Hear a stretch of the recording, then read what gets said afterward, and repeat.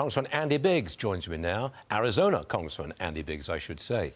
I read your stuff, Congressman, and you're saying our country, quote, cannot go another 2 years with Secretary Mayorkas in charge of the border. So, you know, we are going to have him for another 2 years. I don't think you can get rid of him just like that. So what's the end game here? He's sticking around for 2 years. What happens to the country? Well, the country's going to have irredeemable damage. I mean, you're looking, Stuart, at over 5 million people who illegally entered in the first 2 years of this administration. The number is going to actually go up.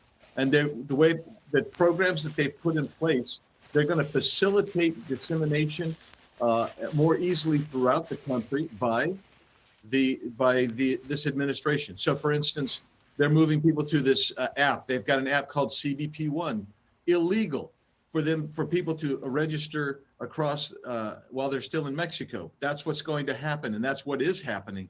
And so they're going to get in. They're going to give them parole, which is a de facto amnesty, because they're going to be allowed to work. They're going to be given legal status.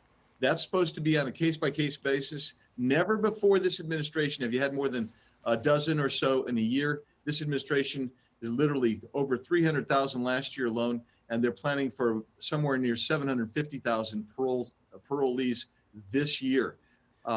So the end game, Stuart, is that we're going to be facing an uphill battle, as it's going to be 30 to 40 million people illegally in the country by the time this administration is done. 30 to 40 million, my goodness me. And they're not going to be able to take them back and go south of the border. That's not going to happen. They're staying. I want to talk to you about Vice President Harris.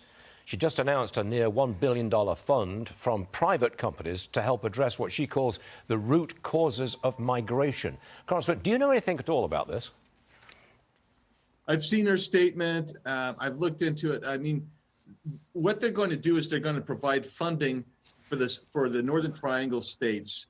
The question is how much of it's going to get to wherever they think it needs to go. But it does not address the root cause, because the root cause is the fact that we have an open border. You can go talk to virtually anybody who's coming across the border, including unaccompanied minors, and they're going to tell you they're here because President Biden invited them here. 30 to 40 million illegals in the country. Is that by the end of Biden's first term or the end of a second term? Which is it? First term. Right now, the number is high 20s, low 30s is the estimate right now. And so it's just going to increase.